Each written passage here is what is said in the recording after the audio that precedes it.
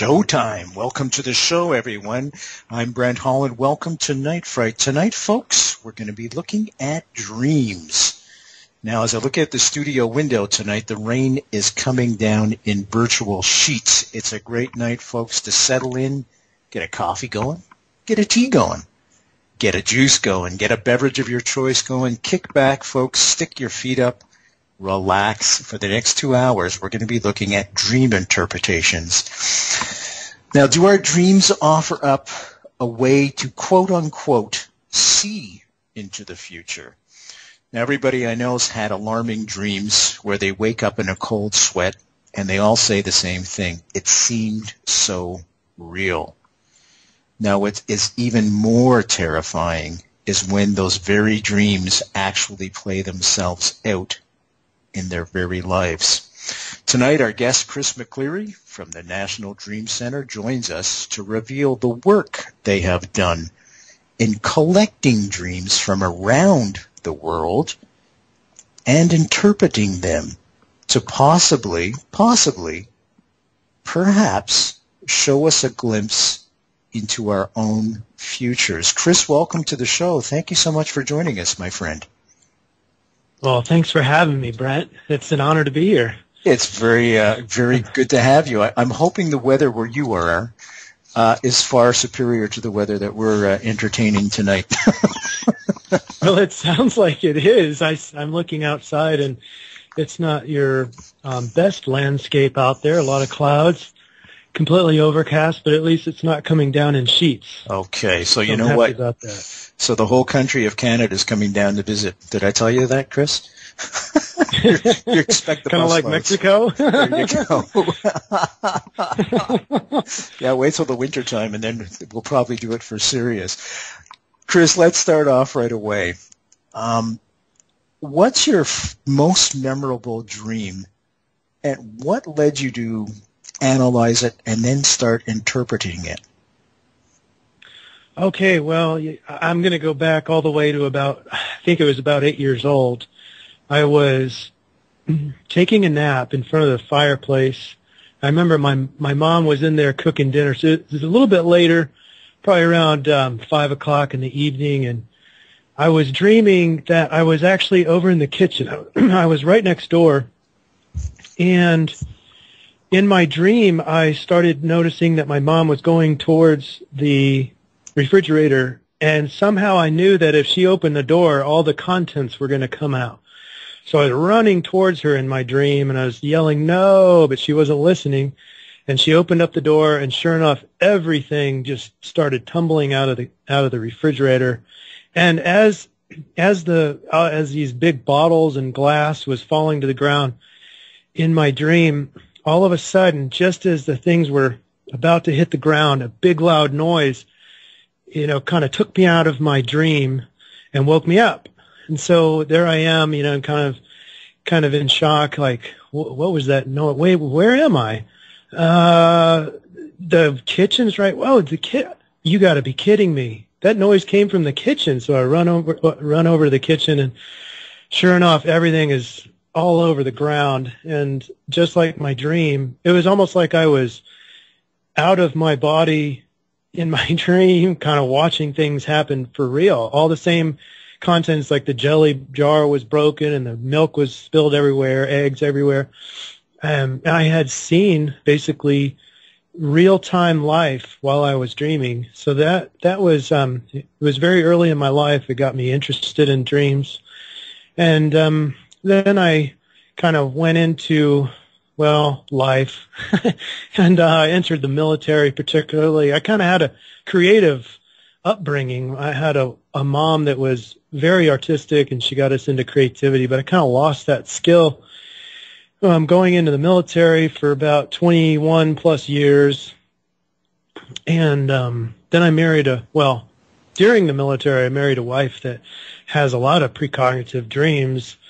And particularly since, I'd say 2 or 3 years, she's really been coming on strong with these amazing dreams that she brings to the family. And initially everybody would just kind of laugh because, we knew something was going to come true, but, there's there's her dreams again. They're just crazy. But then one day, she dreamt that we were going to get hit by a drunk driver, or kind of like some sort of driving accident, and with the same truck we're going to use and the trailer and everything else. And sure enough, I mean, there's a whole half-hour story in there, but basically, we change up drivers based on the dream, and we end up getting hit by a drunk driver. He falls asleep coming down the mountain going 55 miles an hour on a 2-lane highway, and within 2 feet of a head-on collision, just barely nicks the back bumper, but ends up totaling his truck, almost killed himself, plowing him into our fully loaded trailer. So her dream, shocked the family because, obviously this was a big one, and we changed up the drivers because of the possibility of this actually happening.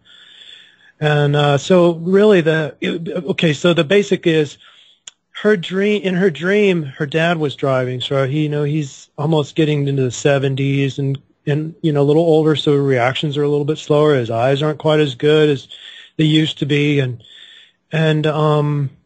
so instead of him driving, they chose me to drive, and I've got, I was a previous fighter pilot in the Air Force, and so I'm good at assessing whether or not someone's going to hit me. That was part of our training, with line of sight movements and being able to react, so for example, I was hitting the accelerator, and my wife's like, how in the world did you, after the fact, how did you know to hit the accelerator? Because I would have hit the brakes. And I know that most people would have hit their brakes in that scary situation.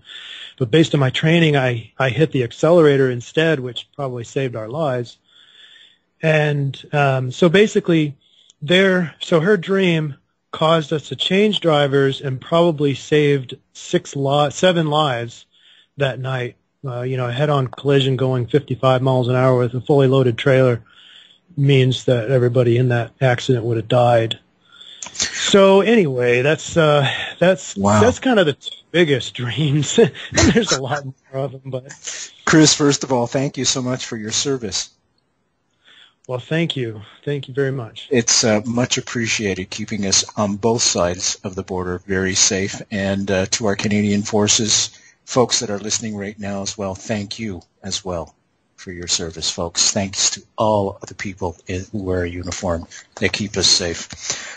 Folks, we're talking with Chris McCleary tonight from the National Dream Center, www.nightfrightshow.com. Just click on tonight's guest picture. That'll take you right to his website, where you're going to find a wealth of information about dream interpretations. Perhaps, as I mentioned at the outset of the show, our dreams may be a portal, if you will, into our very future. And it seems that Chris has just given an example of something that we are going to discuss en masse tonight, and that is whether or not precognition dreams can actually alter our future, that perhaps our futures aren't etched in stone.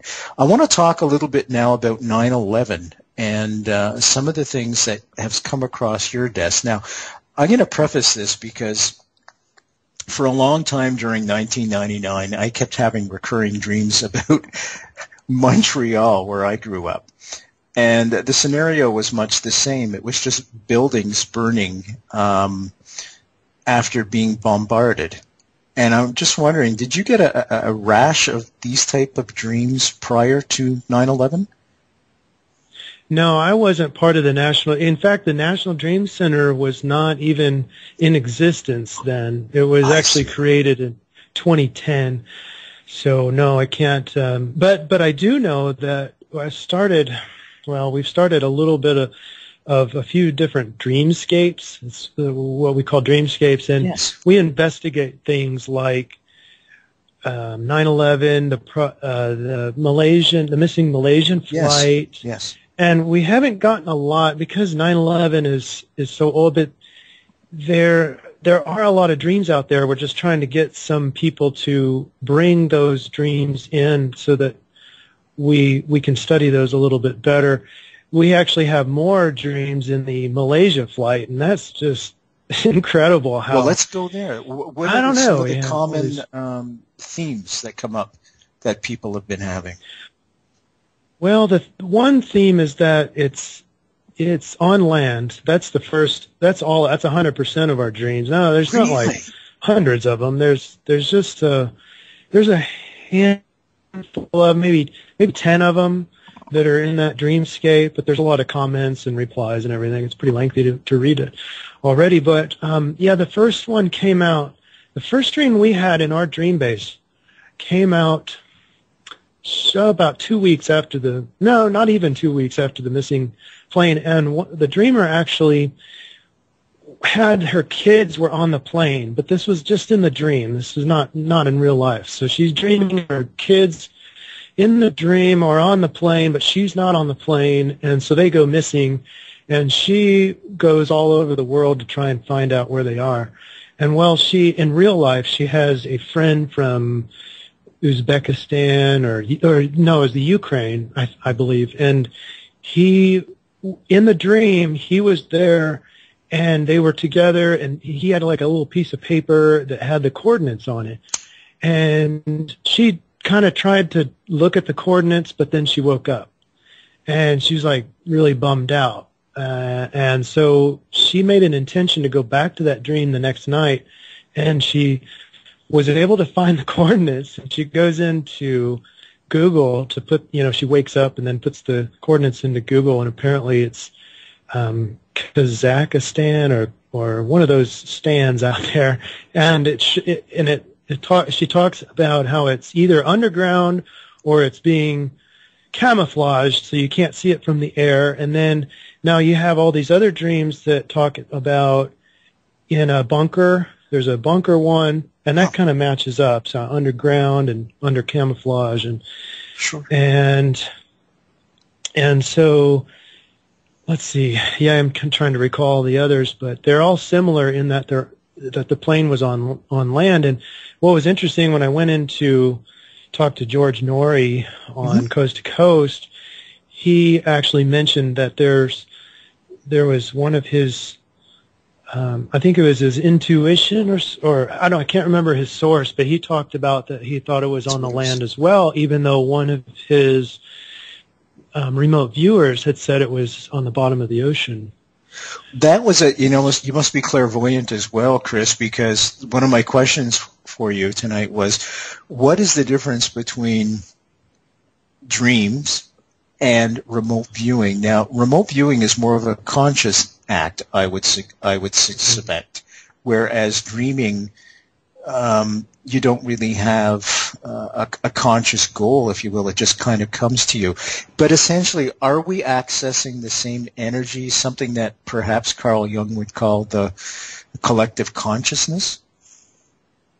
Yeah, you've got a lot of terms there.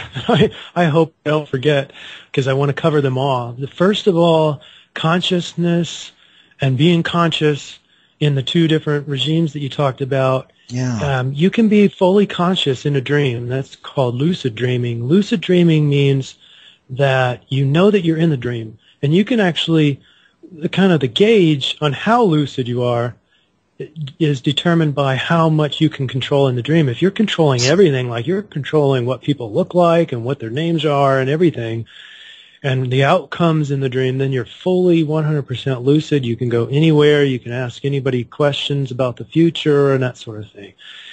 And most people, of course, aren't lucid. These are kind of your more advanced people. Now, some people end up lucid without, on accident, and they have no idea that they're even lucid. For example, my wife didn't know about lucid dreaming, and then she ends up talking to her uncle that had passed away about 12 years prior, and she was trying to get advice from him, and she didn't realize that she was invoking her lucid skills during that and was successful. So you can be fully conscious in a dream.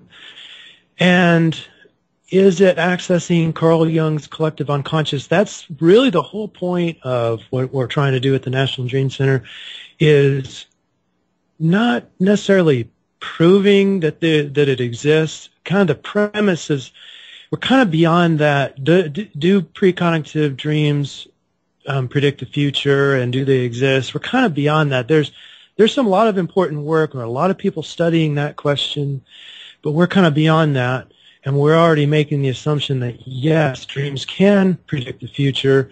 We're just trying to tap into it to make it a lot more effective, and we're learning as we go. But we have a lot of success so far, and it's still fairly new, but the results are pretty astounding. Is it gender specific? I hope I answered your question. Oh, you did. You did. You know, you always hear women's intuition, and I'm just wondering if the ladies have more of an insight to their dreams as well, more than perhaps men do. Have you noticed any gender-specific things? Well, yes and no. You have Jauer and McCleary. They wrote a book called The Spiritual Anatomy of Emotion. And in the book was basically jam-packed. I mean, this thing is a big book, 300, 400 pages of all these studies and their theoretical opinions about what they've seen in the paranormal. And they say basically the whole gist of the book, it's really good, is that emotion is the gateway to the other world, or the spirit world, or the unseen world, or all the paranormal stuff. If you've got a good connection to your emotions, you're going to get there, and you're gonna experience. Now, in general, you'd say that women in general kind of have that better connection to their emotions, and that's just general. That's just a very, very stereotype kind of comment. But then I have experience, just kind of watching dreams come in and kind of looking at whose dreams really are much more, prophetic and happen to come true. And it does appear, at least in my database, that the predictions are coming more from the females than the males. But you have some people like Chris, I think it's Chris Story or Chris Robinson from England, and he might be the world's most renowned precognitive dreamer, and obviously male, and there's a lot of male examples even in my database that are very effective dreamers. But I'd say in general, if you want to stereotype and you want to say who's got the edge, I would say that it is the females, based on my experience. You had mentioned your database. Let's talk about the dream base and how listeners can upload their dreams. Right. We call it the dream base. That's what George Ure called it. George Ure is at urbansurvival.com, and he's the one that built the National Dream Center to begin with, and then he was looking for a dream expert to take it over. I had just completed my master's degree. But he called it the dream base, and it's nothing more than a dream database, and he modified. It's not the most perfect database, but it works. He built it from Noah's Classified, so it's got some ad kind of themes to it, and we're trying to convert it to where we have something better that will allow us to do really cool projects like Project August, and there's just some limitations that we have using that Noah database right now. But it's very simple. You can go completely anonymous in there. We have a lot of anonymous dreamers, and they submit their material. All you need is a valid email address. You don't even have to fill in all the data. You don't have to submit a picture or anything like that. You just submit your email address and choose a name. And then you come back later, you get all sorts of different categories, and that will change in our future renditions. But right now you pick a category to put your dream in. So in general, most of our dreams are oriented towards the future. We do have some a category called documented cases, and these are ones we encourage people to come in, like if they had a really powerful or just any precognitive dream 10 years ago or 1 year ago or 1 month ago, and it already came true, then you can still put it in our database, but you put it under documented cases, because we look at all the other categories like water and earth and spaceships and UFOs and all sorts of different categories. But we do kind of look for precognitive details in there. And then obviously if something comes true, then we can kind of analyze that and see what we missed, see if we can identify those better in the future. And along those lines, Chris McCleary is our guest tonight, folks, from the National Dream Center. We're looking at dreams. Brent Holland Show via Skype, folks, if you want to ask Chris some questions, or if you want to join us for the conversation and share your own dreams, we'd be happy to put you on air and connect you with Chris. Brent Holland Show, that's via Skype. Okay, when we spoke earlier, Chris, off air, you said you had a red alert, something to do with the weather. Can we talk about that at this point? Yes, absolutely. Thank you, my friend. Now, it wasn't a red alert, and that is a big differentiator because we've only had one red alert since I've taken over as the director, and that had to do with plane crashes because we had a slew of dreams coming in all at the same night about planes crashing and other plane themes. It was pretty obvious that something was going to happen. If something was going to happen, it was going to be planes. Can I just ask you, Chris? Yeah, go ahead. Was that red alert prior to the Malaysia airplane disappearance? No, this was just prior. It was about a week prior to the Boston crash. Okay. Yeah, that one. We were thinking it was going to be coming. It was three-pronged crash, and there was also going to be a plane find. They were going to find a plane, and that one was the one I thought that it was going to be the Malaysia flight, but I put in kind of a ha-ha kind of thing on that. There was a lot of linguistics associated with it, and I can talk about what linguistics are later. Sure. So we knew there was going to be a crash. We knew that there was going to be a find. What they ended up finding was over there up in southwest Canada, they found the World War II plane hidden down there in the mountains there. I think Vancouver. I don't even remember. If I remember correctly, it was in BC actually. It came in all right at the same time. The Boston crash, the find, and then the location was really the only problem. We thought that it was going to be because all these these crashing dreams came in. It was associated. It was kind of consolidated around Tennessee areas. We had Memphis, Nashville, and the other one I can't remember. The other one, shame on me. But so we thought Tennessee. Okay, there's something in Tennessee. Yeah, what's going on? And it ended up being the Miranda, the country singer Miranda. Her flight had an in-flight emergency and had to divert. She was going to Nashville, and she had to divert into West Virginia. And so, wow, I was like, it's so close. The crash happens in Boston, and then we have the in-flight emergency for it was a big headline. The headlines were everywhere. So we got the Tennessee meme, but we thought the crash was actually going to happen in Tennessee. So, because of this, I didn't want to constantly battle people and say, yes, it did predict it. And then they go, no, it didn't predict it. I didn't want to get into that fight anymore.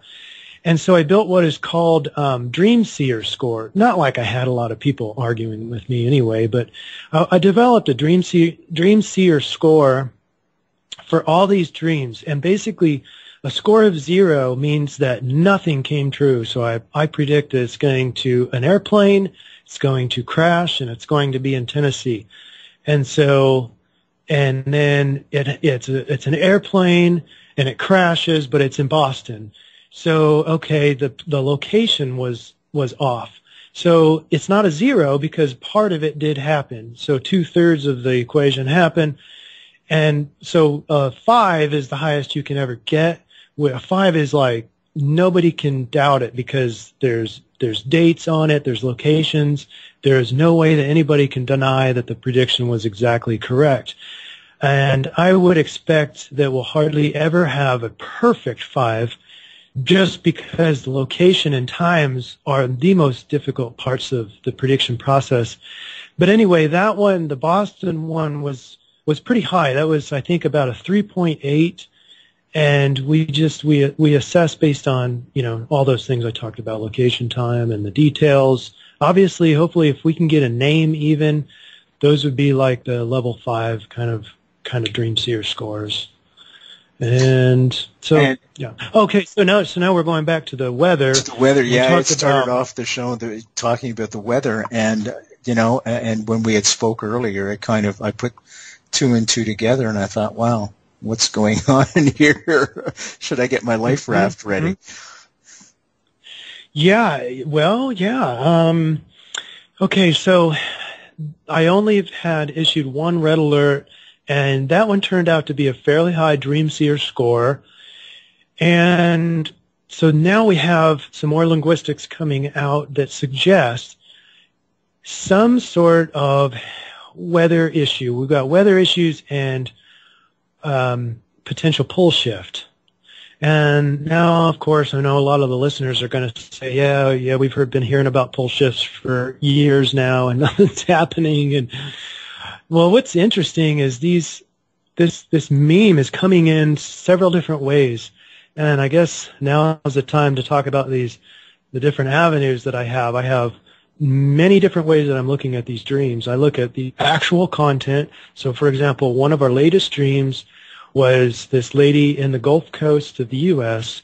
It's in the middle of the summer. She's got a big garden outside. It's real lush. And she wakes up in the morning in her dream, and everything's frozen. She's got this pond outside or this, big water area that's now frozen over. And she's like, whoa, this is the middle of the summer. What's it frozen for? And incidentally, I asked her because we have what is called day residue, meaning if you read something or see something on TV, you might end up dreaming about that tonight or tomorrow night or whatever. That's called day residue. And I thought that she had read a lot of our dream forecasts because they kind of look like her dream. In fact, one of our dream linguistics said exactly, it said, earth, food, hard ice is what the linguistics said. And so that was a Project August. Yeah, we said Project August.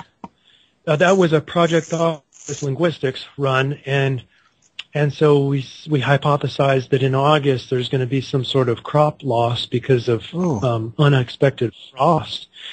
And now she's dreaming about it, and normally dreams like these, from what we've seen, the majority of them, if they're going to come true, they're going to come true in about a week or two. It's kind of the average there.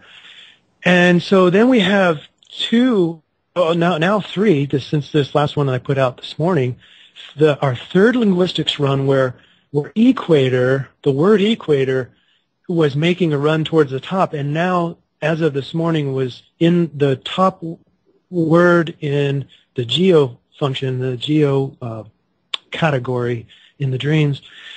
And it accelerated even by 200 more %. So it's on top. Number 1 has the most hits, and it's got the most progress. And then number 2 is North Pole, and number 10 or so is South Pole. And so you've got all these crazy words, like what is equator doing in the dreams? And we're talking about hundreds of dreams here. Mm-hmm. And all the people around the world are dreaming about, for some reason, the equator.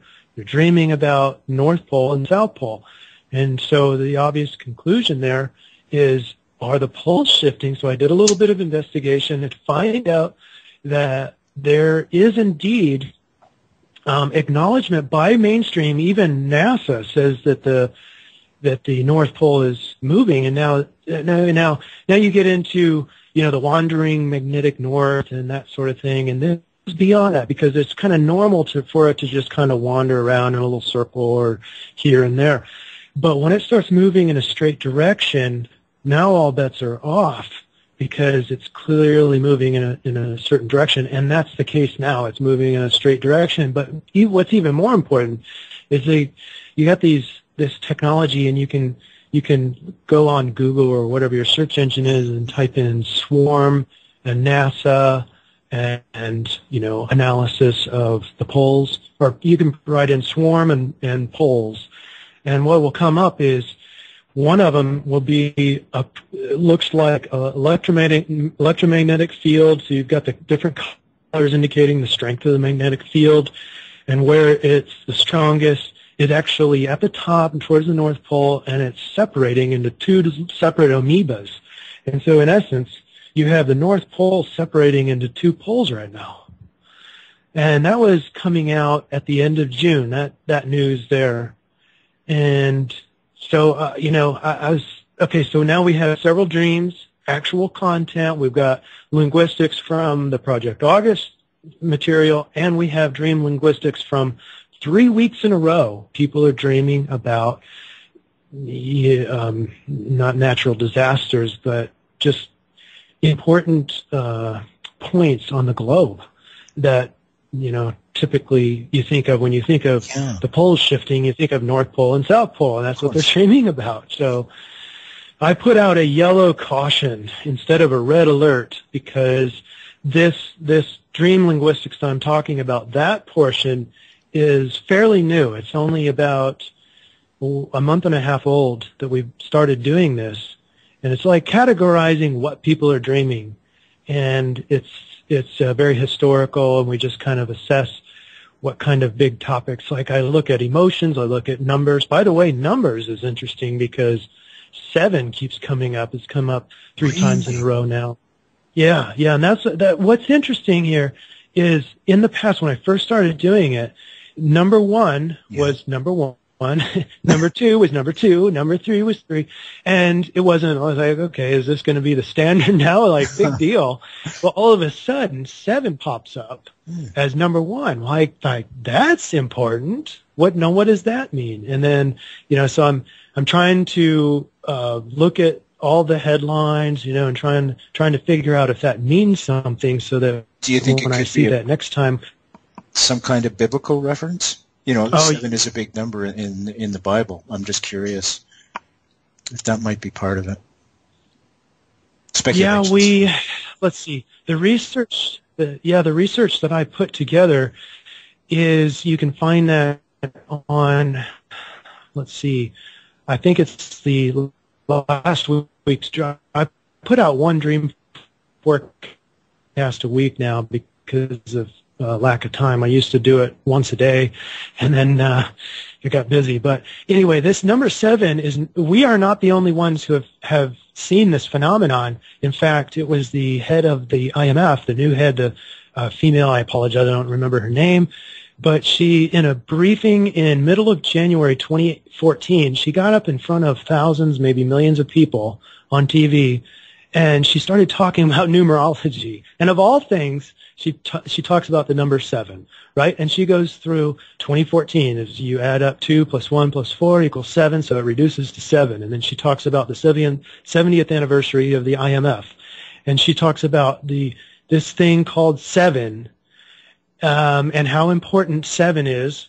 And then she talks about how the IMF is going to make 2014 one of the best years ever, or some magnificent changes are going to be coming in 2014. Now, I put on there, I can't see anything magical coming out of the IMF, but this is important because, you know, IMF runs the world through the Federal Reserve. So if they're been close to 7, because they're big into numerology, you know, it's kind of easy to see, especially when you see a devastating collapse of the stock market in October of 2008, and it descends by 777 points. You know, they're big into this numerology thing, and I think the bottom of the S&P was 666, something like that. It was kind of funny. But, yeah, they're big into this numerology. So obviously, if the head of the IMF is talking about 7, now does that mean... Oops, I think we just lost Chris, and that could be due to either the IMF folks, or it could be due to the fact that there's a storm raging outside. Let's see if we can get him back. Chris, are you back with us? There we go. We lost you for a second. Okay. Yeah, isn't that kind of weird? Yeah, it's either the IMF or the storm that's raging outside. Or the storm, yeah. Or maybe it's Homeland Security. Well, it's called the IMF. Yeah. But, you know, getting back to this is, you've officially creeped me out, by the way, because the idea of the pole shifting, well, you're going to laugh, but last night the temperature dropped so quickly overnight, and I know this is not an unheard of thing, especially in Canada, but we were up around 40 degrees, which was in the hundreds, folks. And overnight, we dropped down to 55. And for the first time in my life, I ordered a hot chocolate at the coffee shop in July. I mean, we're not talking January when the temperature does actually plummet to minus 20, minus 22. We're talking July. Gosh. So yeah, that's crazy. It's very alarming. Very alarming. So something is now, definitely here's up with the the other weather. Please thing. go ahead. The Project, just really quick, Project August, we have a bunch of dreamers from around the world who are trying to figure out how well we can dream the future, specifically for a specific month like August 2014. And we've been dreaming for about 3 months now, and we put together, based on those headlines, I've made 4 reports. I need to send you the reports, Brent, by the way. I forgot to do that, I think. Do. Yeah, and but I'll send you those. We can talk about the synopsis of them if you want. Yes, yeah, we can definitely do that. And basically, some of these headlines have already come true. And so anyway, we have Project August Dreamers. So in this latest report, or was it the third report? I can't remember. Writing so much these days, but we have a lot of the reports from the dreamers talk about where they live and the fact that there's no bugs or the weather is really strange. And then you've got the website that I found for this last dream forecast. It's on my last post there at nationaldreamcenter.com, but it's about the strange noises. Of course, I think in the alternative community have been well aware of the strange noises, but here's the thing. It's been growing, and this phenomenon was, I can't remember the description of it, but someone writes in about the description. That's also on my post. But that's what everybody's hearing. So it's not like different noises in different places of the world. It's the same noise. And this is just the U.S., I believe, where he's got a pinpoint or a little dot for every person that has written in saying, I've heard this noise. And it's just like, just totally covered the map. And so I was wondering, because I've personally heard that noise too. It's kind of like a swishing sound. But it's not annoying me yet because I've only heard it once. But these people, apparently it's annoying the crap out of them because it's happening so often. It's all over the U.S., and I assume it's probably in Canada too. So my hypothesis is, or my question is this the sound that the Earth makes when the poles shift? Oh my God! Oh, that's so terrifying. You've got NASA that has seen the North Poles. The North Pole separating into 2 poles, or kind of. You can see the amoeba has 2 heads on it. Yeah. And you have NASA at least acknowledging that the North Pole is meandering in a straight direction, which is important. Now, mainstream will say that it takes 1,000 years for the North Pole to go to the south, and this happens every 11,500 years, according to Robert Felix and other alternative researchers. But Robert Felix, in his book, you can say, yes, it can take thousands of years, but it can also take a few hours. And for the ones that have happened in history in just a few hours, it is a tragedy because it's like the best. His research indicates that it's like hell on earth because basically the electromagnetic field goes down for a period of time while these things swap.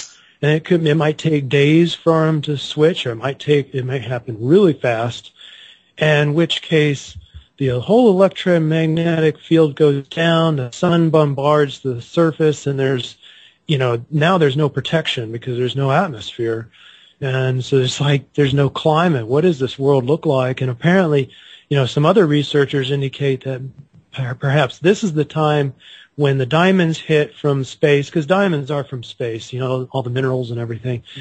And that's the oil as well hits during these times because there's no atmosphere to break it up, and they just pelt the surface, and then you got your carbon and all the essential minerals from the space coming in. But is it happening, and how fast will it happen? I saw a special on, I think it was YouTube. It sounded like an Australian weather expert. He was talking about this, and he was analyzing it, showing us where it was photoshopped and showing us what the strength was of the field in these particular pictures. And he was saying that based on what he's seen so far, when it takes off, it'll take about 30 to 45 days. And that would be fast. That would be a fast. We were talking before, too, about the fact that we keep finding these frozen woolly mammoths, for example, frozen dinosaurs, even frozen men, with food still undigested in their stomachs. So something happened very quickly, very rapidly in the past. So can it happen again? Yes. Now, you're a military guy. You're always prepared for disasters, I suspect. Are you prepared for a pole shift?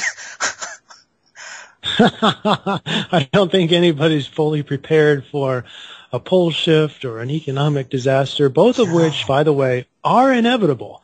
These things, the pole shift, happen about every 11,000 to 22,000 years, depending on who you talk to. If you talk to mainstream, they said it hardly ever happens or it's never happened even.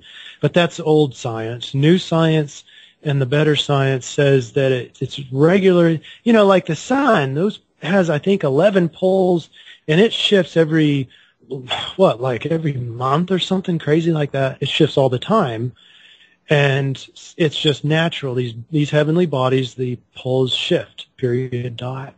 It's just a matter of time and of how long it's going to take to do it. And the other inevitability is the economic collapse.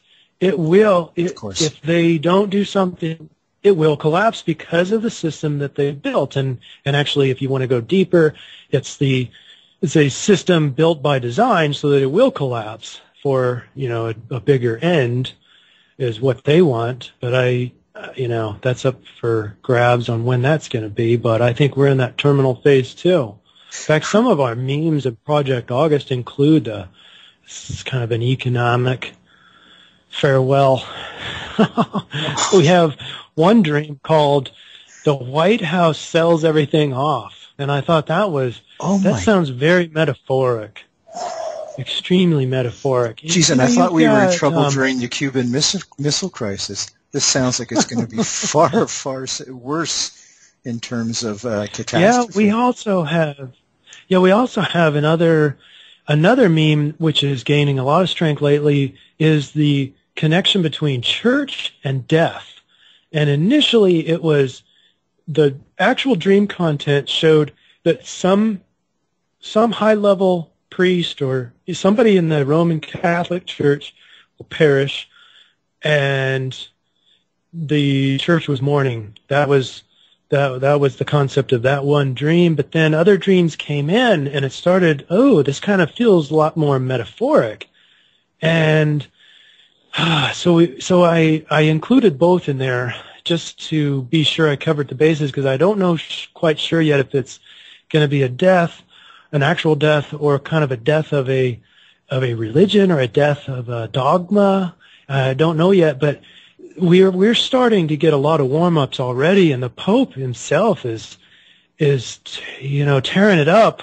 I mean, he came out and said the economy is going to collapse. I mean, that's at least truth.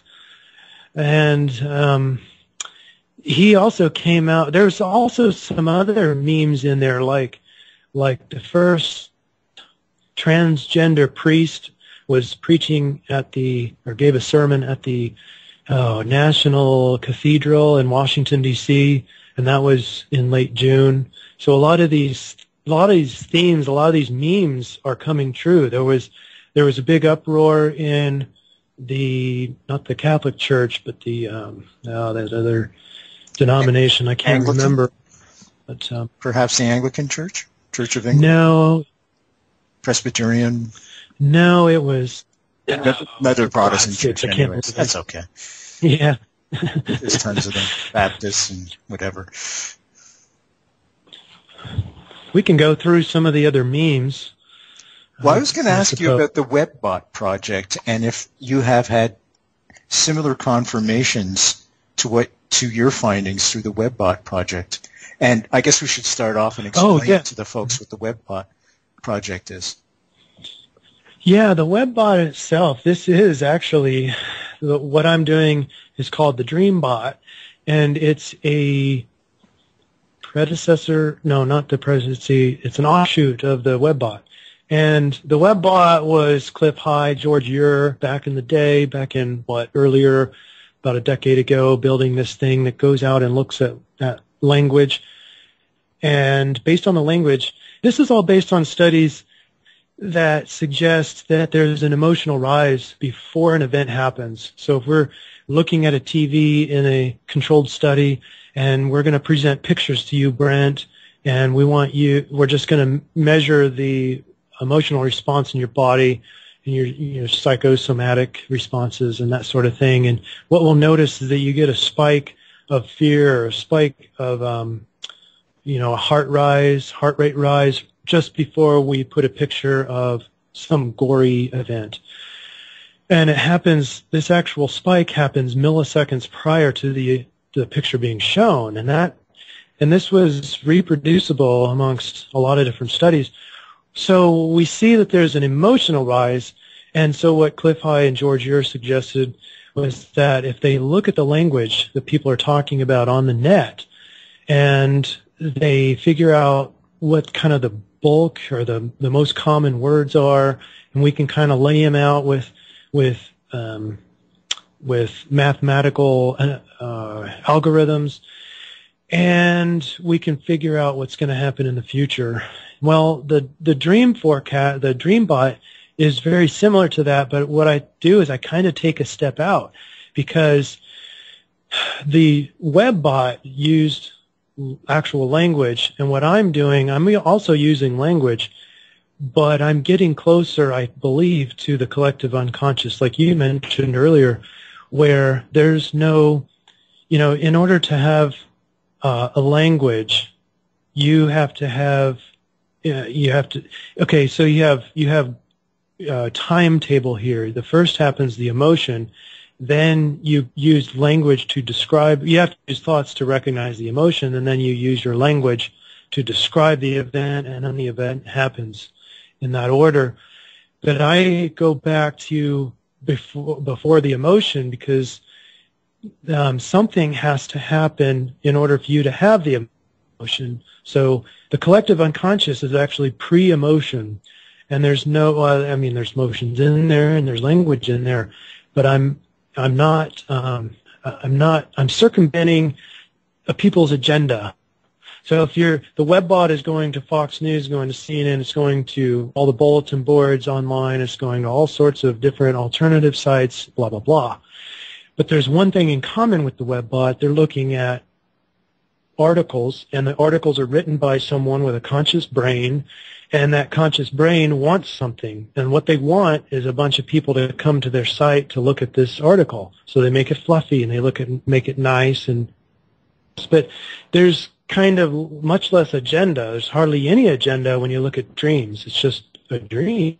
It's not like they're wanting people to come on and look at their dream.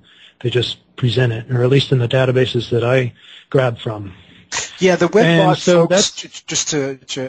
it kind of looks at trends on the internet, what people are discussing, what people are talking about, and kind of makes predictions, if you will, based on spikes in certain language. So if you're, for example, if you're looking at weather or something along those lines, people will be discussing weather much more intensely prior to a weather event or prior to some kind of cataclysm happening. Is that basically what it does?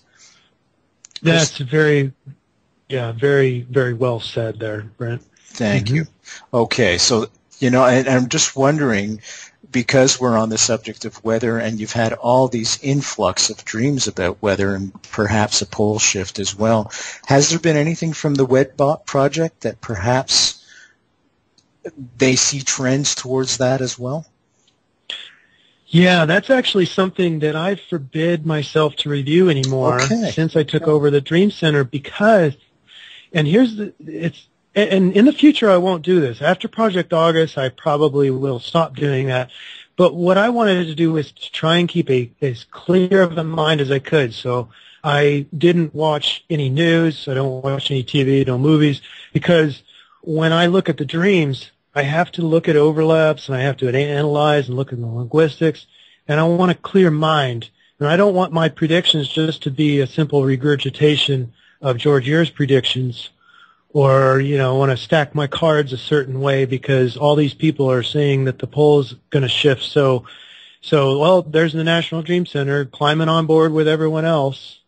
And I didn't want to be that person, so I wanted to just see if the first agenda here is to see how accurate dreams can predict, and then the second big agenda is how well can I recognize those ahead of time, and how well can I extract the headlines to give a location, to give a time, to give a name if possible. I want as many details as I can, and I don't want to come in afterwards, in September and say, oh, see, look at all these dreams that came true in August, like kind of the Nostradamus effect where you've got all these events that happen. Right. See, look, he predicted the 2005 blah, blah, blah, or 9/11. Well, that's great, but did anybody recognize it before it happened? Did anybody say on September 11th, Nostradamus predicted that these two planes, that's kind of the level I want to get to is beforehand, I already have the headline out. And then that's not even the end game. The end game happens when we enter what I call Paradigm 3. And if you want to know what Paradigm 3 is, you can go much more detail on the web. But basically, I have two teams because each person, I've got, it's kind of like a bipolar kind of reader set in the National Dream Center. The people come on either in Paradigm 1 or Paradigm 2. Paradigm 1 is where they just see the dreams, right? And they just see the dreams for what they are. They don't try and manipulate the dream. They don't try and change the future. They see the future. They see it coming, and sometimes they get overwhelmed and they're like, oh, crap, what am I supposed to do with this dream? I don't want this to come true. I'm helpless. That's the Paradigm 1 people, and they're valuable. Paradigm 2 people are just as valuable, but they're going out and they have their agenda, and they see what they want the world to look like.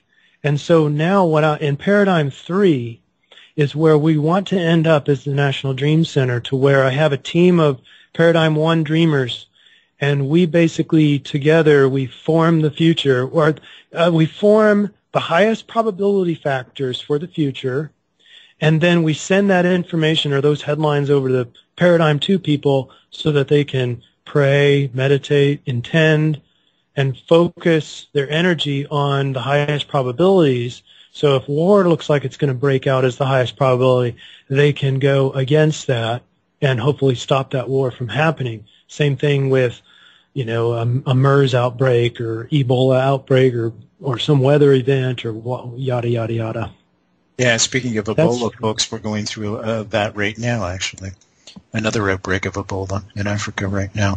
Folks, is that still in Africa? Yeah, I hope it hasn't spread. But I was trying to find out some information about it yesterday. I was reading about it over the weekend, but there hasn't been anything. And again, this is just trending, right? And this is what the news does. We're coming up to break, folks, in about 30 seconds. I want to tell you we're speaking with Chris McCleary from the National Dream Center. We're looking at the possibilities that our dreams, our collective dreams, can actually predict future events, and we're looking at the possibilities right now of a catastrophic one in the terms of a pole shift. And, geez, that just scares the heck out of me because there's virtually nothing we can do, and it would virtually turn the world upside down. www.nightfrightshow.com, folks. Just click on Chris's picture, and that will take you right to his website. There's the music. Chris will be back in 4 minutes. Stick around. When we come back, folks, I'm going to ask Chris about dead relatives that come and visit us in the depths of our dreams. Stick around, folks. We'll be back in 4 minutes.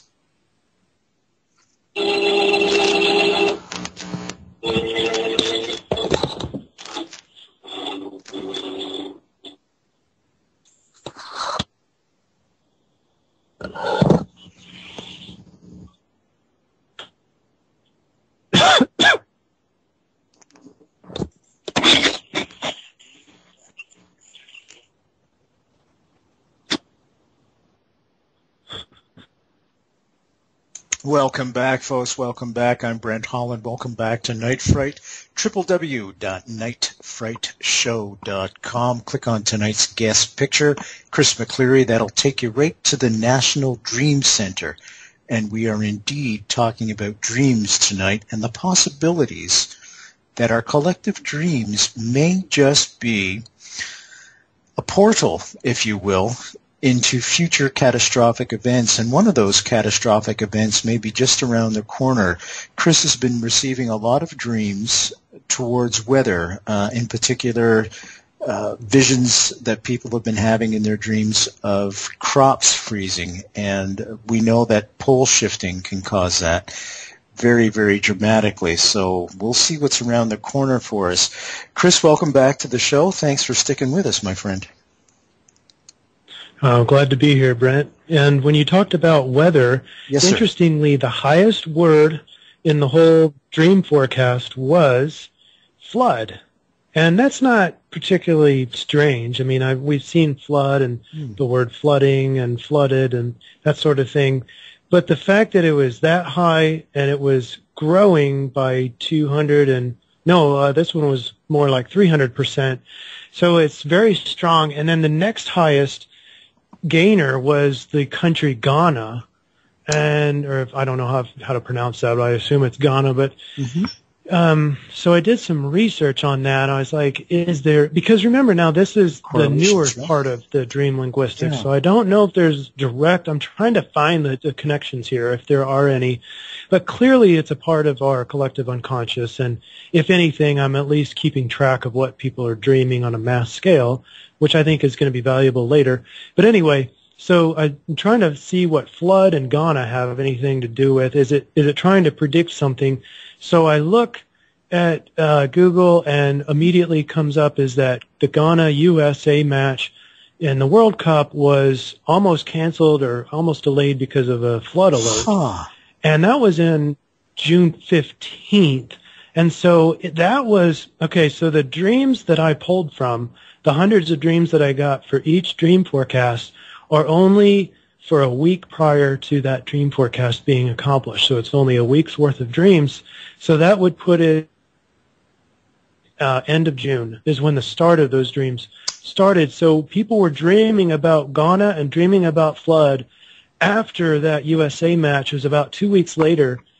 And so I hypothesized that that particular material there could either be the flood, could either be a big old meme, which it does look like it's happening. I mean, you're reporting some pretty heavy storms up there, and I know there's some storms elsewhere in the U.S., but there's a couple bridge closures on the Mississippi because it's flooded, and so it might just be a general theme as we move through the next few weeks. I don't know, but at a minimum, I'm looking at the flood in Ghana going, that might be called day residue at a collective level. In other words, the emotions that people had for that almost canceled event was strong enough. I mean, there was a lot of headlines for that. I personally wasn't watching the World Cup at the time, so I didn't feel the emotions, but I'm sure a lot of other people did, and they probably started dreaming about that event based on a collective level day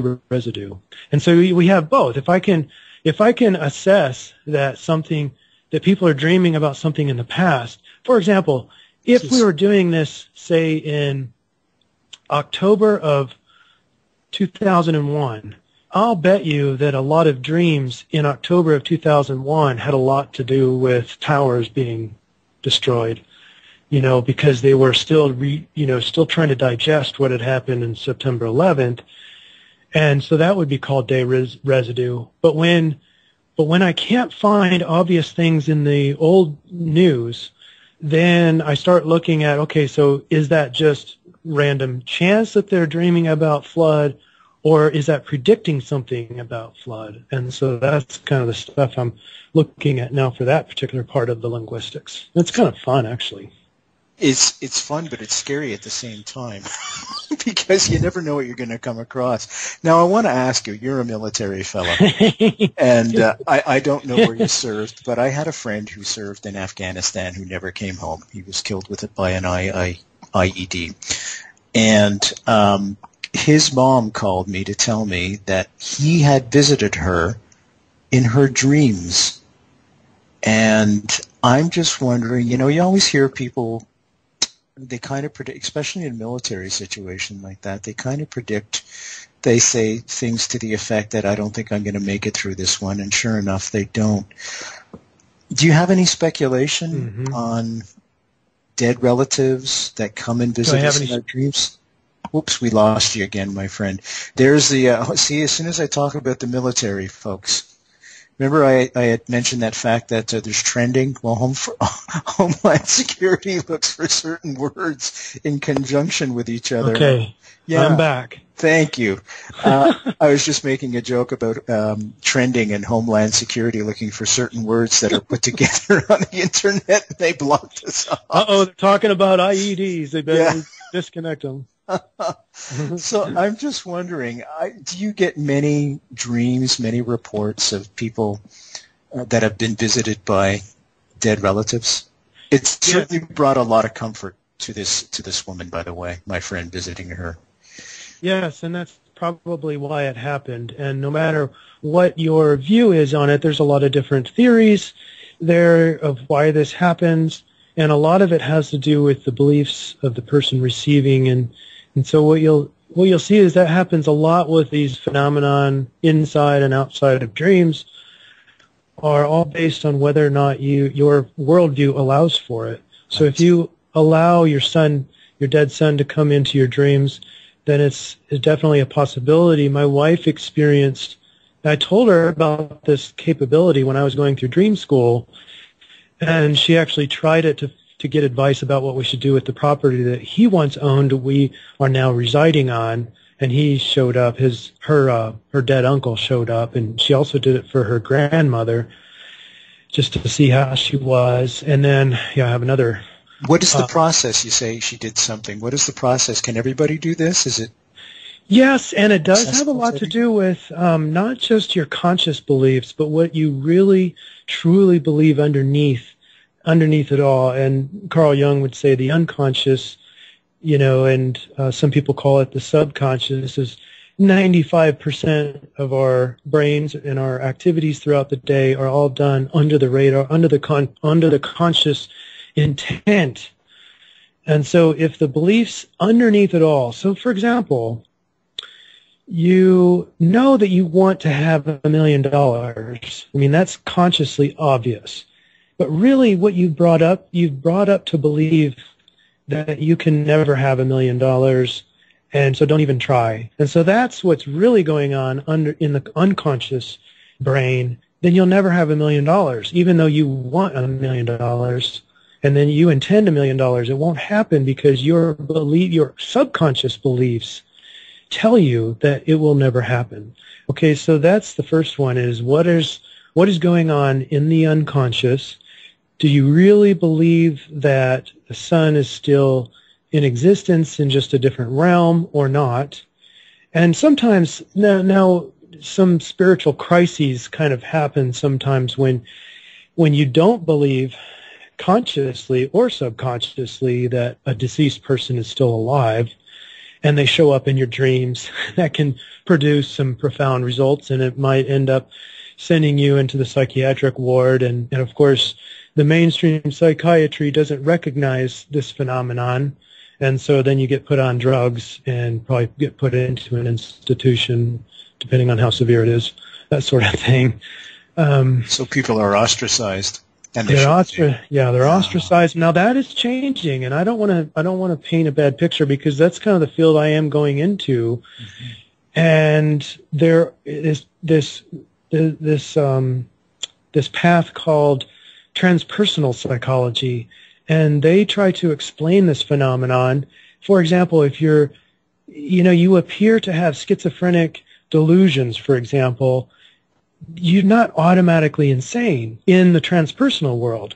So if you're seeing these things, or if you're experiencing dead people in your dream and you're communicating with them, or you're hearing voices, you're not necessarily insane. And a lot of mainstream are just going to hate me for saying that, but the transpersonal world recognizes that there are spiritual phenomena that do happen to us for several reasons. One reason could be just to kick us out of this rut that we're in, to see the world a little bit differently, so that we can move on to why we really came here to this earth. That's what happened to me.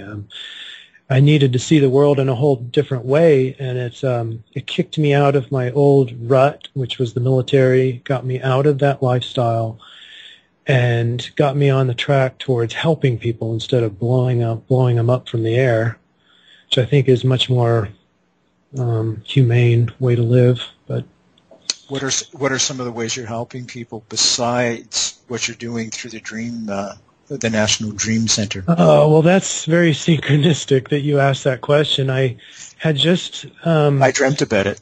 No, I'm kidding, Chris. Just trying to make light after talking about my buddy, that's all. Yeah, I'm very sorry that happened, by the way. Thank you. Me too. Yeah, this happens a lot, and it's happening too much, and I know that where wars are coming from, most of them, and who's building the hate, and I want it to stop. Me too.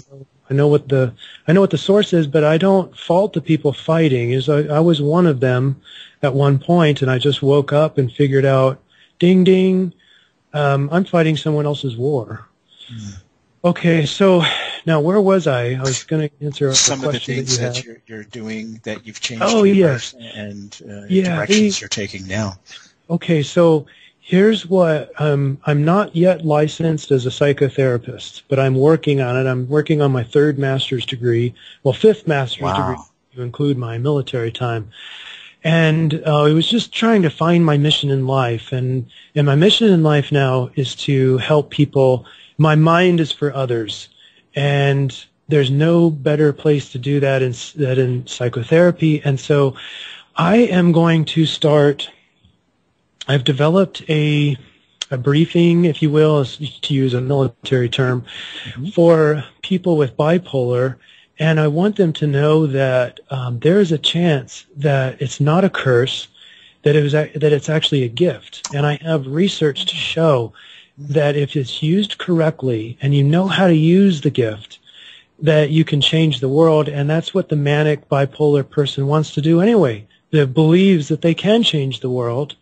And then the fact that they can't, or they think they can't, then they end up in the depressive phases. And so, for those interested in that aspect of it, keep coming back to the National Dream Center, because I would say in less than a month, I'm going to invite everybody for like a webinar. It'll be totally free. It'll be no strings attached. And I will just spread this message. And I will specify that I'm not a licensed therapist yet, but I am working on it. And once I become a psychotherapist, then I will be able to help them gain not control, but a genuine love for their what they've been told is a terrible condition. So turning a negative to a positive, I like that. Very much so. Yeah, very much. And it's not just semantics. These people, bipolar people, I don't know if you know anything about, or if your listeners know anything about psychiatric problems, but the bipolar tends to have some latent, if not very obvious, creative talents. And I have developed some ways to bring those out for that person, and all I have left to do is to start researching my theories in a PhD format, which would be next after I complete this master's degree. But I have a love and a passion for it, and I really want to help people out. I know there's a lot of bipolar people coming out of the military, so I think PTSD will also be a big one for people who survive those IEDs and explosions, and just really help people out. I think when you find your mission in life, your true mission in life, there's one hallmark characteristic of it, that it will improve other people's lives. And it will be based off of a clear talent that you have. Have you changed your spirituality over the years? Yeah, you could say that was my spiritual emergency, was having an MBA and then having my financial rug pulled out from underneath me in 2007, the housing market. I was out there in Las Vegas, and just got my head chopped off. Yeah. And I couldn't explain it, but there's other people. I had to research pretty hard to find people like George Ure and people who were able to not only explain it but predict it ahead of time. It was pretty impressive, and I had to change my worldview. There was just no other way it was either become crazy or change my worldview. And that's what a lot of people end up having to do as we head towards the inevitable financial collapse or change up. The people will have to change their worldview, or else they will go crazy, literally, because it will be traumatic. Yeah, I really see that. We went through the industrialized revolution, and I really think that to a certain extent, our current form of capitalism isn't working. The system seems to be broken.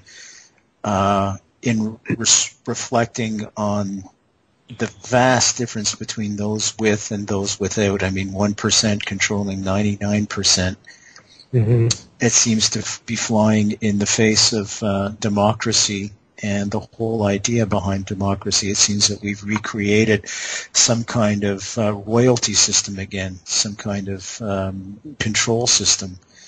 And yeah, exactly. Yeah, and that's not, I don't think, what was intended with the democracy. No, it wasn't intended. In fact, the word democracy was a very evil word to their founding fathers, at least in America. They saw democracy, they saw the representative organization or political system.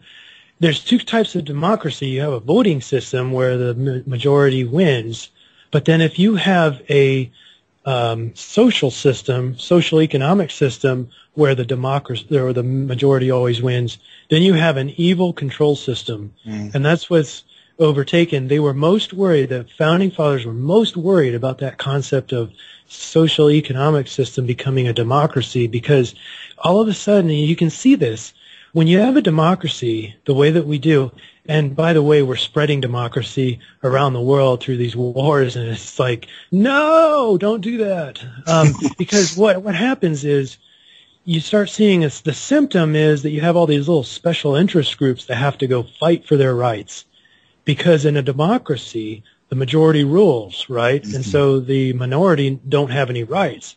Where in a true republic, what it was designed to be was that every person would be free, and unfortunately, we had the same people who, on one breath, said, "Let's have everybody free," and then they go enslave a whole race of people.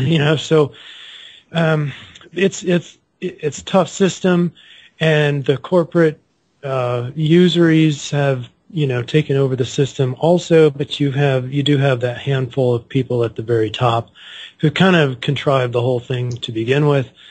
And you've got a lot of the control is subliminal, it's hypnotizing, that sort of thing. It's basically mind control, all through food, through TV. There's a big control system.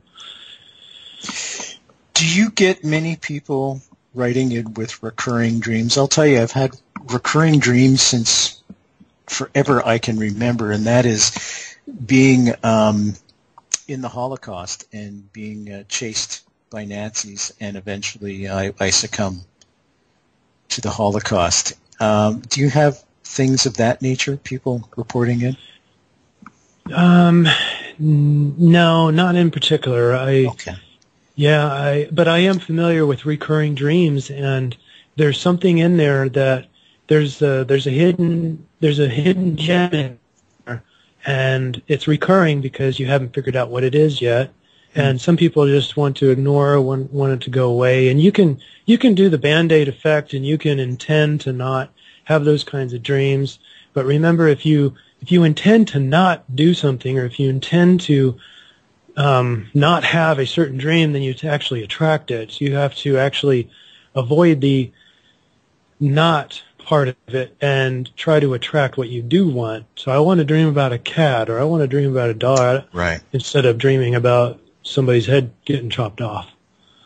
But that's a Band-Aid effect. If you really want to stop it, you really just, like Carl Jung would want to go right into the shadow and start digging and go, the deeper I can get inside the self, and I can recognize the shadow for who he is, the evil little shadow in there that always wants to hide, and bring him out and recognize him for who he is and watch him. And you kind of use that mindset with these troubling dreams as you meet it not really head on. You're not really attacking it. You're kind of instead opening your arms to it and hugging it and loving it. And all of a sudden, it's kind of like mindfulness meditation, where it's paradoxically, when you look at it for what it is and you just see it for what it is, it goes away. It disappears. That's what mindfulness meditation is all about. And you recognize an itch, and you just see the itch. You see it, you visualize it, and the more attention you put on it, it actually goes away. Do you recommend people, when they wake up from a vivid dream, sketching out, writing down what they've just experienced? And then that's a fabulous way. Yeah, we have a couple of those that, one of them was,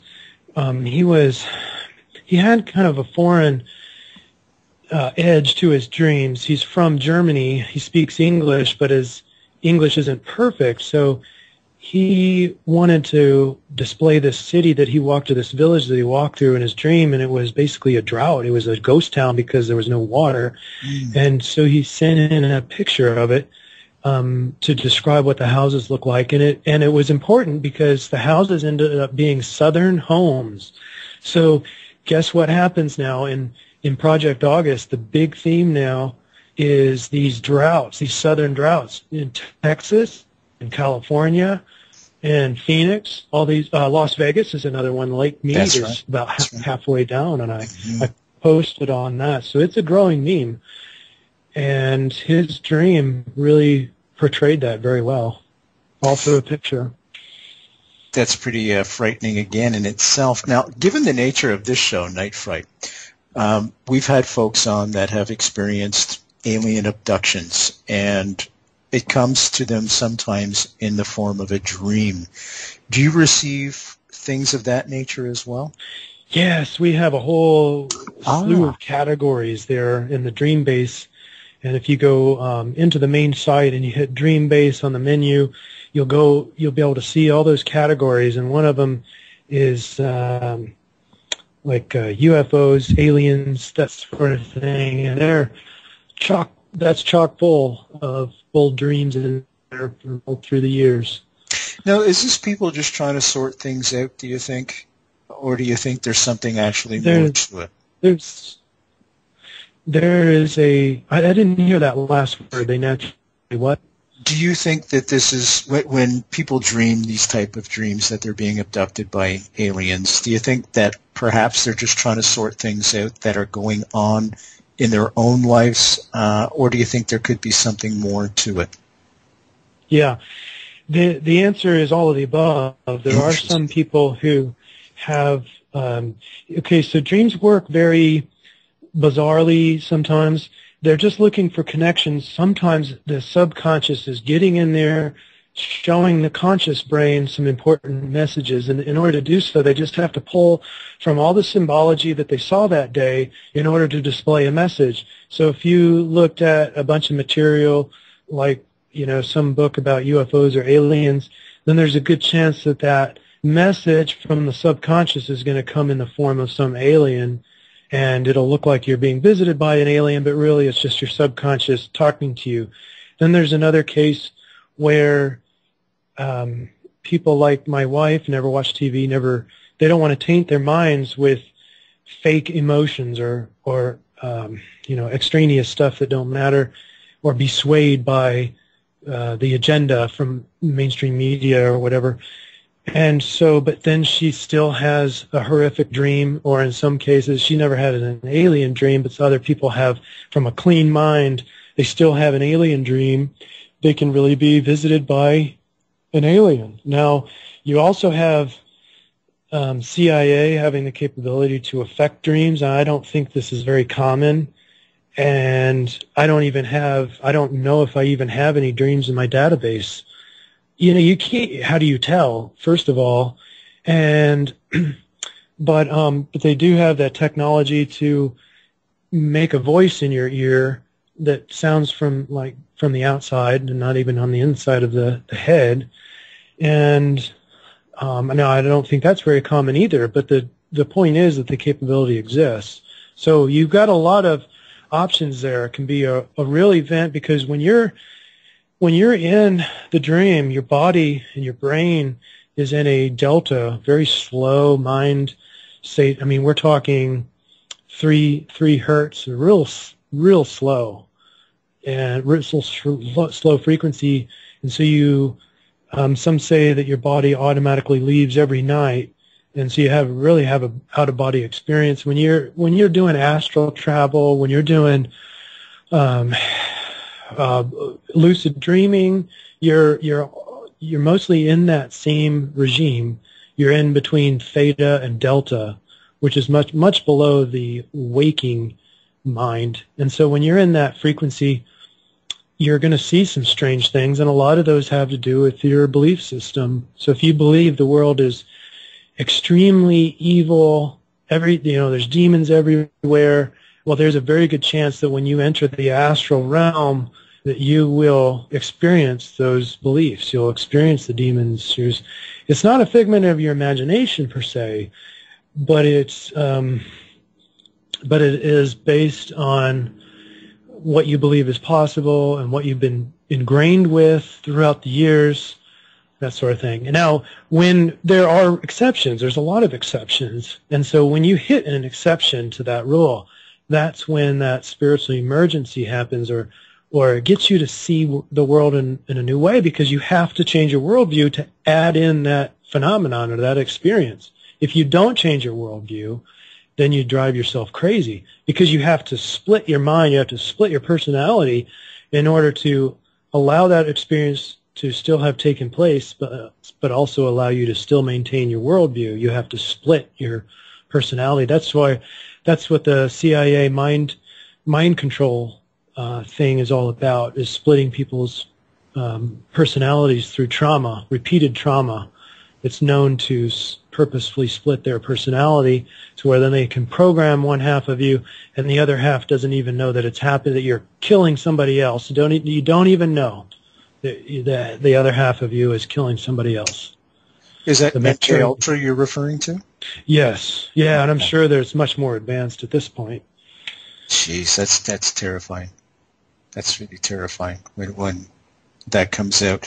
Now, in terms of, is that like subliminal messaging? It's now subliminal is something that what's his name, Taylor, I forget his first name, but he's a world-renowned researcher. He was in that program. He was being paid by all the corporations to develop their subliminal messaging and all that kind of stuff, and it's made it up to Congress, and they have laws against it, but people still spend billions.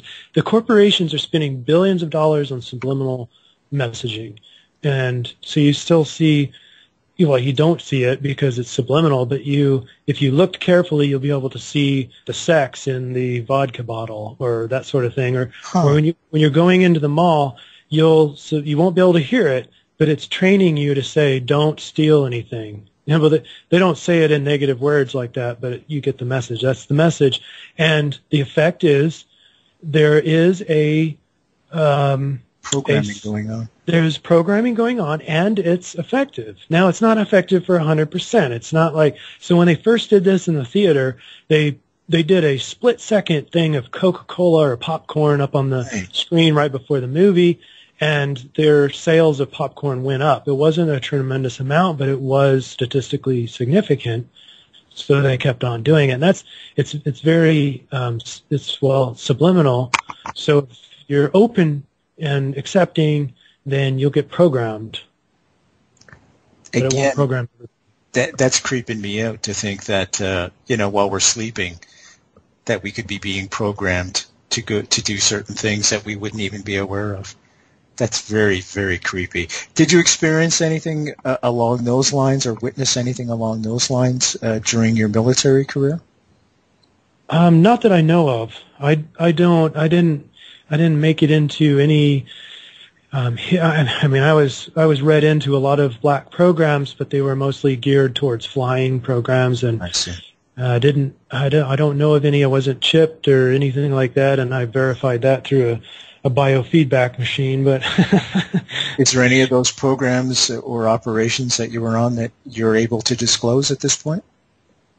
You know what?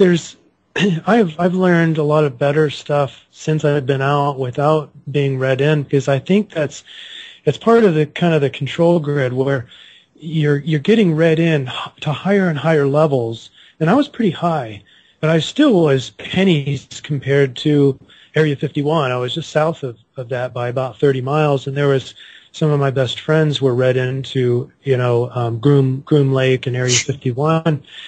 But I wasn't, and I'm pretty sure that even those friends weren't read to the alien level or anything significant level. It just makes you feel powerful to be able to badge into all these different safes and everything, and it really gives you a power trip.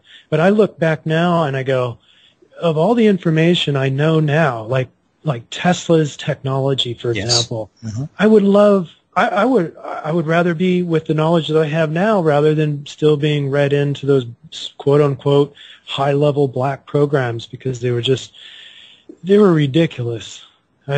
Compared to the technology that Tesla had back in the 1920s when he posted his information in the New York Times about his flying machine that looked just like a UFO. Yeah.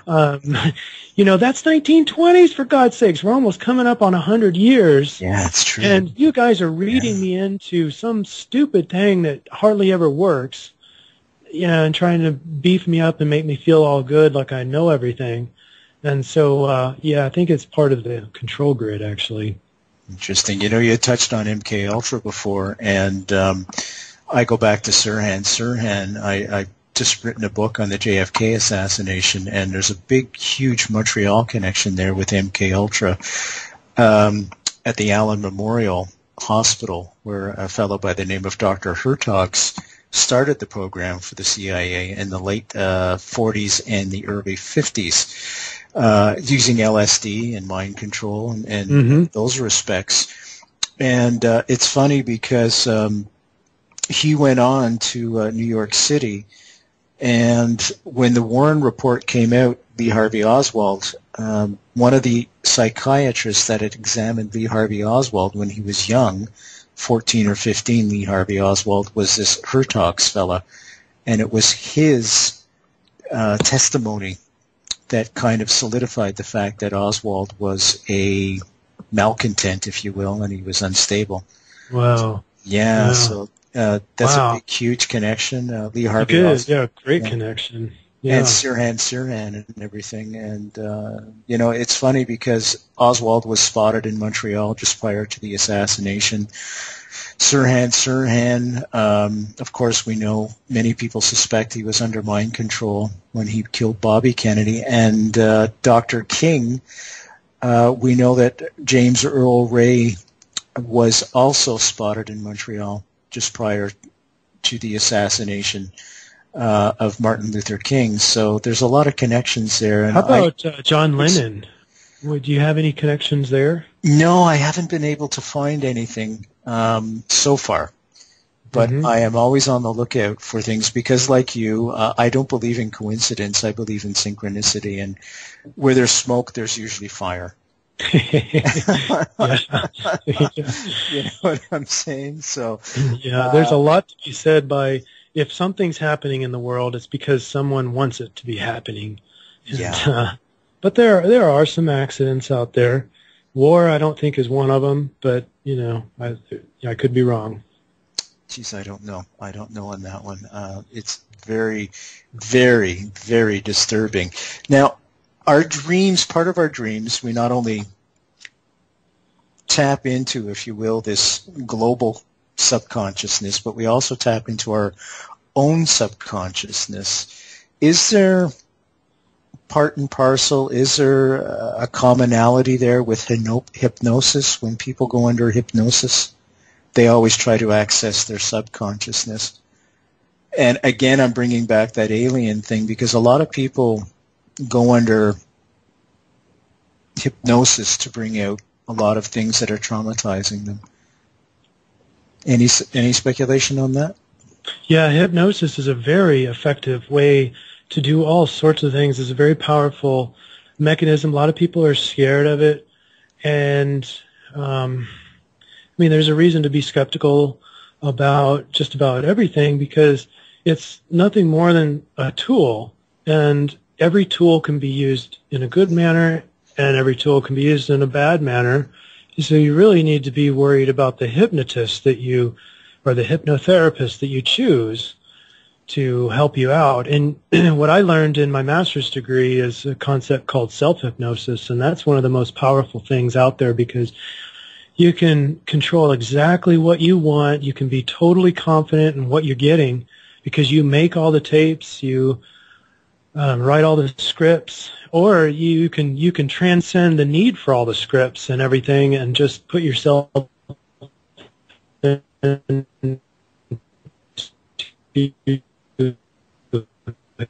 hypnosis in a matter of train yourself or 5 seconds even, boom, hypnosis, and you start programming yourself. Oh, we got a bad connection there, Chris. You were starting to break up a little bit. Can you run through perhaps the best way for people to hypnotize themselves, self-hypnosis? Now I'm thinking if somebody is smoking, they want to stop. Oh, we've lost him completely, so hopefully we'll get this back. One of the problems of doing these things with Skype, folks, is we never know. I'm back. He's back. You and Arnold Schwarzenegger, I'm back. I'll be back. I was just going to ask you if you could run through a minor self-hypnosis training session, I guess, for, say, somebody wants to cut down on what they're eating or giving up smoking or something along those lines. Would self-hypnosis be a good tool for these folks to use? Yeah, you need to define your goal. And so if smoking, you kind of know that it's bad for you, and so you want to just try self-hypnosis to see if it works. It will not work because you're trying it. You're just saying, well, you know, I'll give it a try. But really, you know that it's not going to work because you really want to keep smoking.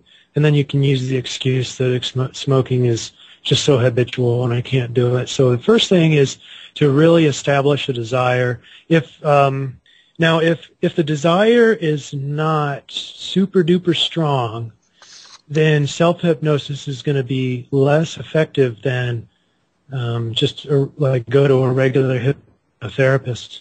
And what you're going to do is the first thing is to define that goal and make sure it's very clear. How many days is it going to take, you know, to stop smoking altogether? Why do you want to stop smoking? Is it because of health, or is it because of how you look, or because your girlfriend complains about how you smell, or that, you know, you have to define why. Right. So what is the goal? Why do you want to do that? And then basically you're going to get into either a seating position, or you're going to try and lay down.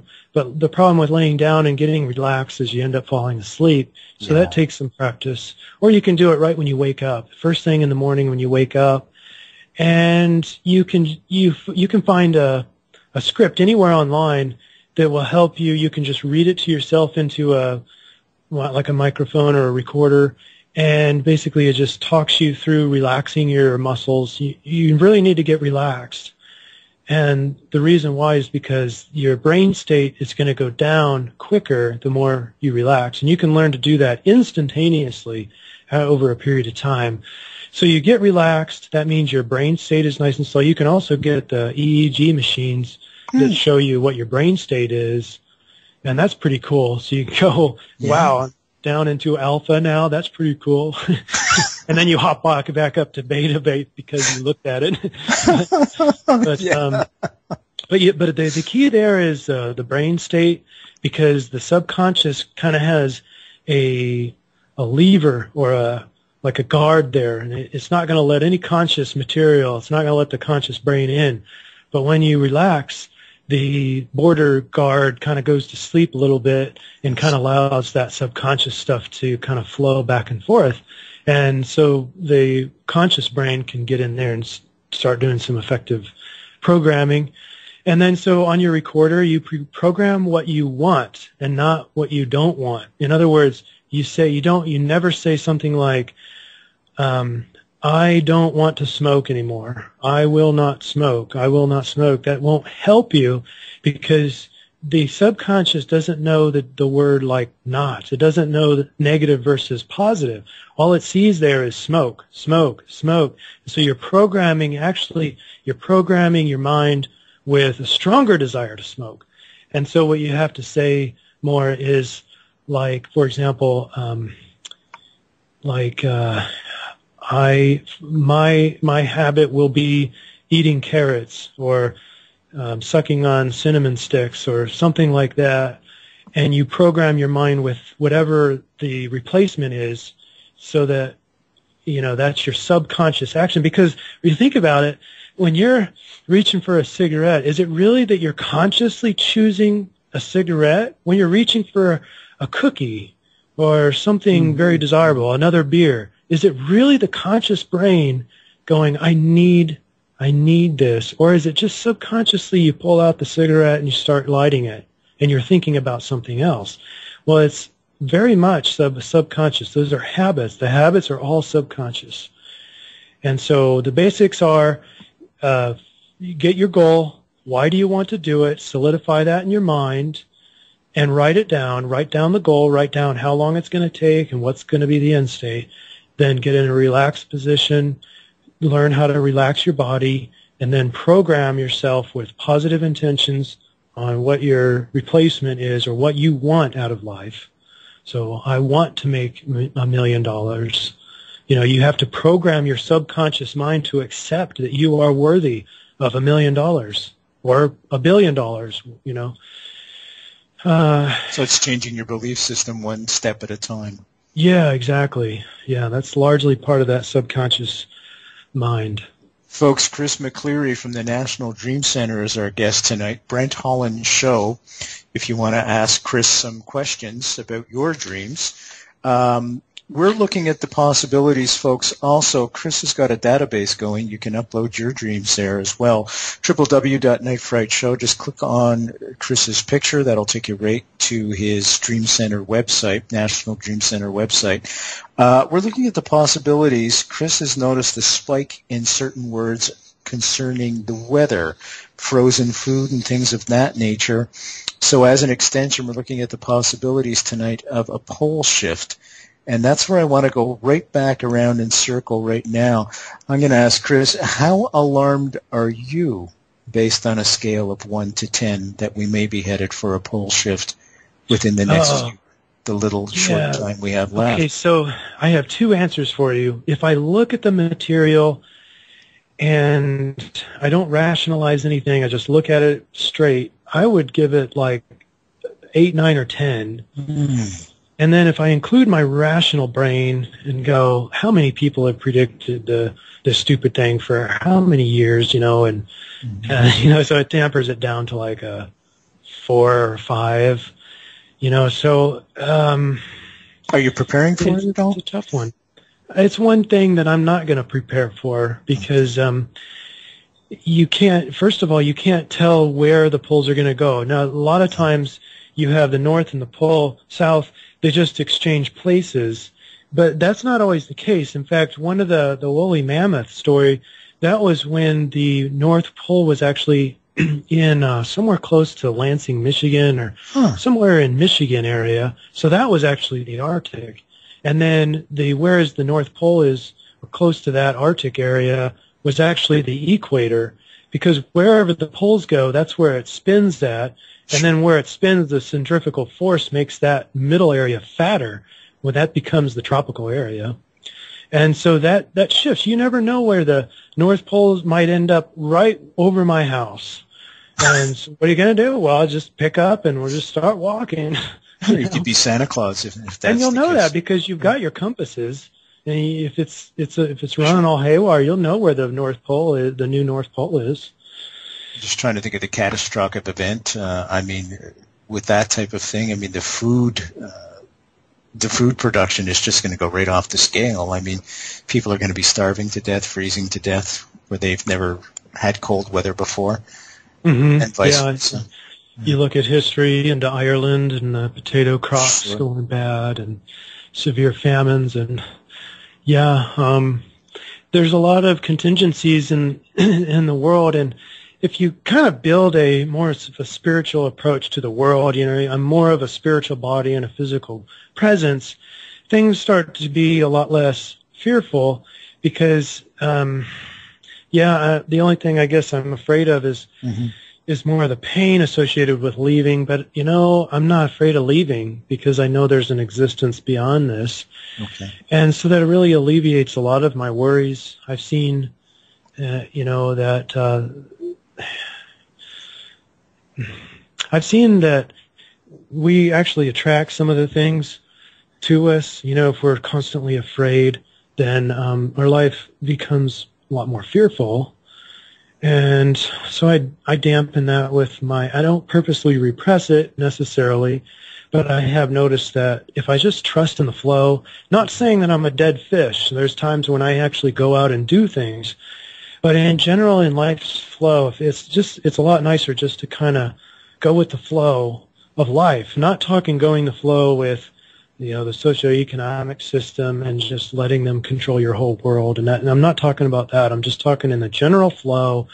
Just go with the flow, and life will work itself out. I think we're birthing something new here, which is another big theme in our Project August. I kept all the products from public view, except for this dream that Elise is her name. She had this magnificent constellation dream, and she was visited by this being who told her a lot of information. I ended up putting the dream out there in public view, and the article is called the Koo Dream, Koo, Volume 2, and basically I took my assessment, which is it was like a 20-page assessment of my research based on this dream. It was incredible. Basically, she was visited by the same name of the Mayan god Ku. Yeah. And it goes back to the constellation Orion, and she didn't even know it was Orion, but he was talking to her about all the constellations, and he focused in on Orion. It turns out Orion, I didn't know this, had the nebula inside it, right in the middle, and that is mainstream. The nebula is where new stars are born, and the Mayans just happen to know this. When you look at the constellation Orion, and you look at the nebula, you can't tell it's a nebula with the naked eye. Yeah, that's what I was going to point out. Yeah. You can't tell that, but it looks like a heart, and the Mayans call it the heart of the universe. So they knew their stars were being born there, and I thought that was pretty incredible. So this character comes from Ku, or comes from the nebulous, who is named the same as the Mayan god Ku, and he says the world is about ready to change. Mm-hmm. He said he's either coming back or he's already here. And so and then there's other esoteric material that suggests that based on all the ancient documents that the Christians, the Mayans, everybody, Himalayan, whatever, the Babylonians, they all showed a origin from the constellation Orion. And so therefore, the hypothesis is that we're all worshiping the same God. It just happens to be from Orion with different names. Interesting. So anyway, he visits this gal, and she thinks her husband assesses the dream as meaning KOO really means COUP, as in coup. Oh. And that's also a possibility. It could be that all my research, it was just coincidentally associated with all that historical data and universal data. And it could just mean that there's going to be a coup.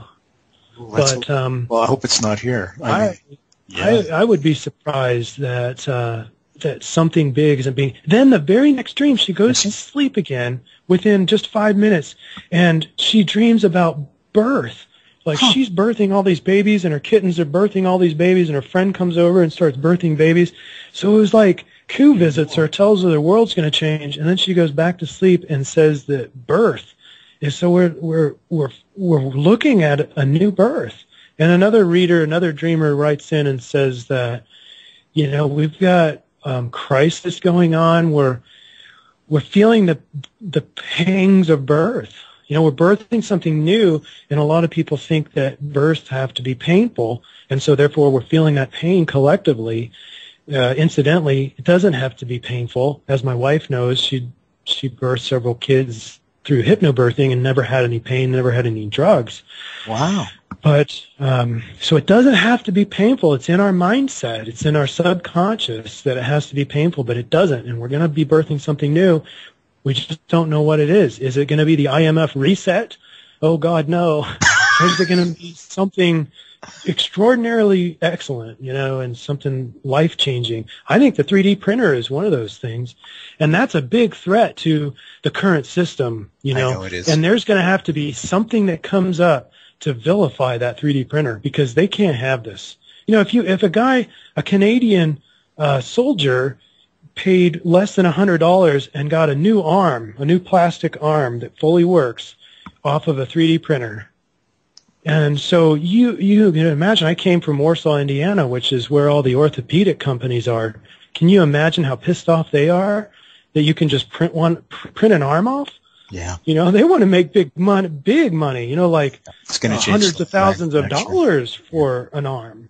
And then, of course, go ahead. Sorry. I was going to say we've only got a couple of minutes left, and I just want to tell folks who we've been speaking with. Folks, we've been speaking with Chris McCleary tonight, and he's from the National Dream Center. Easy way, as always, to get any information from any of our guests that we've had on, www.nightfrightshow.com, www.nightfrightshow.com. Just click on the guest's picture, and that'll take you right to a spot where you can either get their product, or as our guest is tonight, it'll take you right to the National Dream Center website online. And I just want to thank Kelly Logue. Kelly, thank you, buddy, for doing all you do.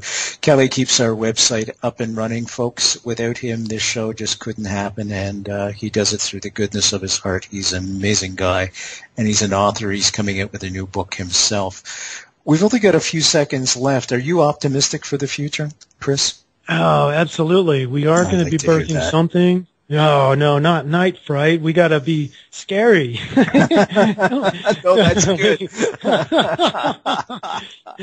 No, I'm not always a positive person. I see things objectively. So whatever comes, it comes, but we do have a say in what comes. And I like that. And I want people to know that. I think that's a good way to end it. Folks, Chris McCleary, I'm Brent Holland from Night Fright. Thank you all.